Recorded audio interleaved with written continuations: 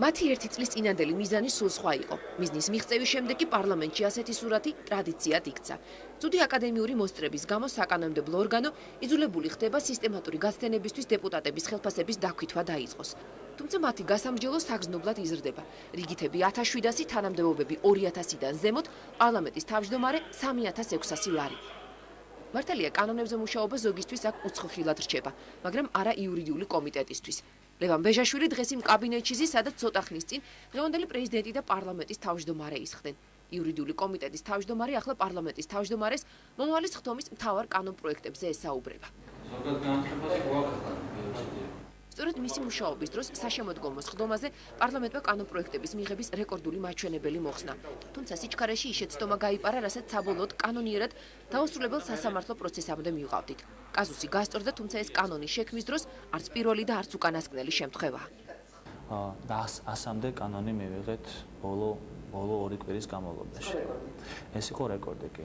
როდესაც ადმინისტრაციულ საპროცესო კოდექსიდან ამოვიღეთ 26 პრიმამუხლის მეორე ნაწილი, რითაც საფუძველი იქნებოდა იმისა, რომ სასამართლო დავები არასდროს არ დასრულდებოდა. ყველა კანონი, რომელიც ეხება ეკონომიკას, იმიტომ რომ აბსოლუტურად ყველა დაწერილია ისეთი ენით, რომელიც ჩემი ფილოლოგიური ტვინი ვერ წვდება და განმარტებას ვერ ვიღებთ ხოლმე. ხო, ძაღლები და კატები რო საქართველოს მოქალაქეები არ გახდნენ, ესე იგი ეს ბოლო მომენტში ერთ-ერთი აპარატის მუშაკის დამსახურებაა, თორე უკვე რეგულობდა ის პარლამენტი, გამოდიოდა სხდომას.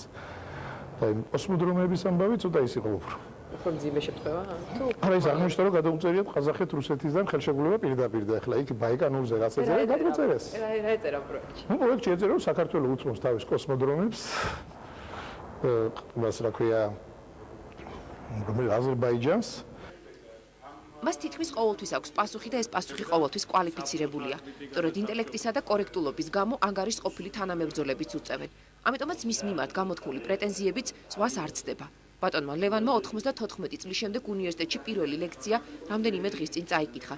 ცნობილ 104 აუდიტორიაში კი პარლამენტის შესახებ ისაუბრა.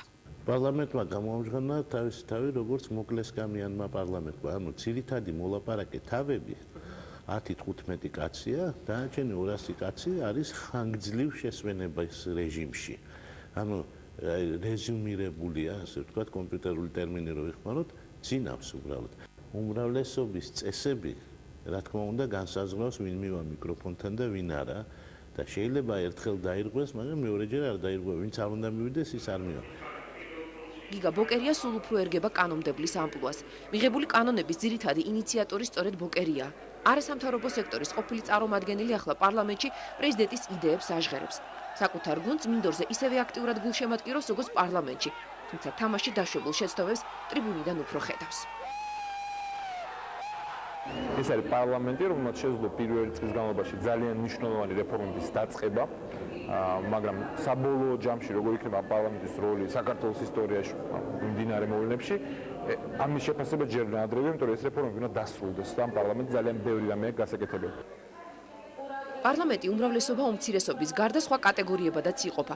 ახალგაზრდული ფრთა, აქტიურები და პასიურები. როგორც აქ ამბობენ, თუ კი დეპუტატობის 1 წლის ასაკში არაფრის თქმა არ უცდია, მომავალი 3 წლის განმავლობაში მათი აქტივობის მატება ნაკლებად მოსალოდნელია.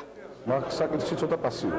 არ გავიგეთ ჯერადის კატეგორიაში. ალბათ შეიძლება ჩაითვალა. რეგლამირების მიზნი და იმის გულისთვის რომ გულები მოიპოვო, ნამდვილად არ ვაპირებთ ყველა საუბარს აქ. ახლა კაკრას დღეს მეორე მოსვლით ჩვენ მივიღეთ უკვე ლოტერიებისა და სათამაშო ბიზნესის ლიცენზირებასთან დაკავშირებით მოსაგრებლებსაც შეეხება და აქ იყო ჩემი ალტერნატივა. ხშირად პარლამენტი დიდ საკლასო ოთახს ემსგავსება. საანიმუშო დამაკმაყოფილებელი და ცუდი ყოფაქცევის დეპუტატებით. აქ ზოგჯერ მნიშვნელოვანი მოსაწყენი ხდება, ინტერესი კი სულ სხვა იწვევს. ფეხბურთის ბილეთები და ელემენტარული მათემატიკური ცოდნის ურთიერთგაზიარება, ან თუნდაც პირად ჰიგიენაზე ზრუნვა. პარლამენტი საკუთარი დეპუტატების ცოდნის ასამაღლებლად არც ძალებს და არც სახსრებს ზოგავს. ხალხის რჩეულებმა ცოტა ხნის წინ ინგლისური ენის შესწავლის პირველი კურსი დაასრულეს. რამდენიმე თვიანი მომზადების შემდეგ მათ მიღებული კანონების დათვლა ვთხოვეთ. პასუხი კი ასეთი იყო. How many laws did you get during this year? Laws did you get during this year?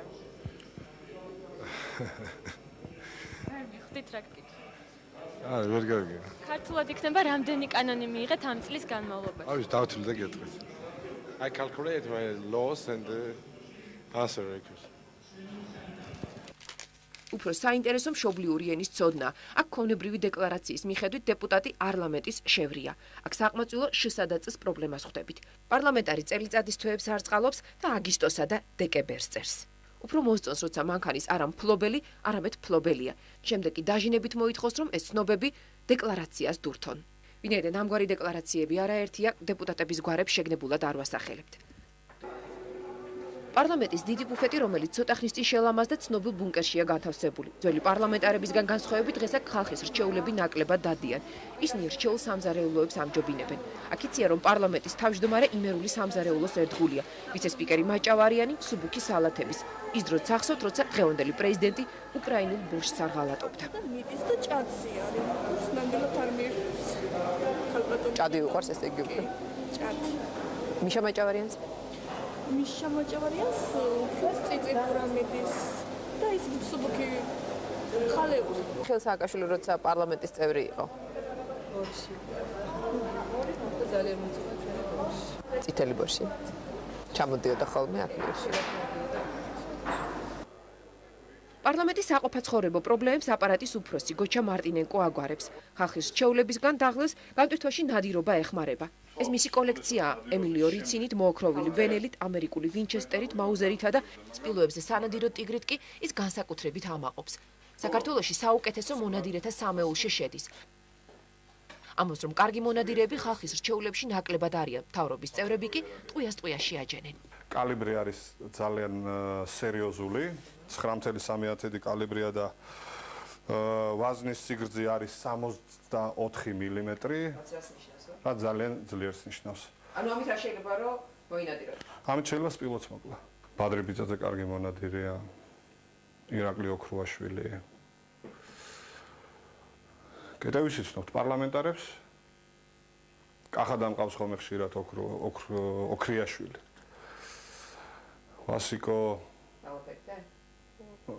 ვასიკო ჩიგოგიძე. პარლამენტის ბიუჯეტი 14-დან 19 მილიონამდე გაიზარდა. ხალხის რჩეულებს არც დაგვიანებული ხელფასები აწუხებთ და არც სალაროს რიგები. ერთი თვის წინ კი პარლამენტარები 8 წლის შევროლეებიდან 18,000 ევრო ღირებულ Volkswagen-ებზე გადასხდნენ. მოული გაუდლებს, არა მოული? ჩემ ხელში ეს პარლამენტი და შეიძლება მომავალი პარლამენტიც მეყოს. პარლამენტის ავტოფარეხში ჩამოწერილი და საპრივატიზაციოდ გამზადებული 8 წლის შევროლეები მედვას ელოდებიან. აი ეს მანქანა მაგალითად ემსახურება ბატონ კოტე გაბაშვილს, კომიტეტის თავმჯდომარეს.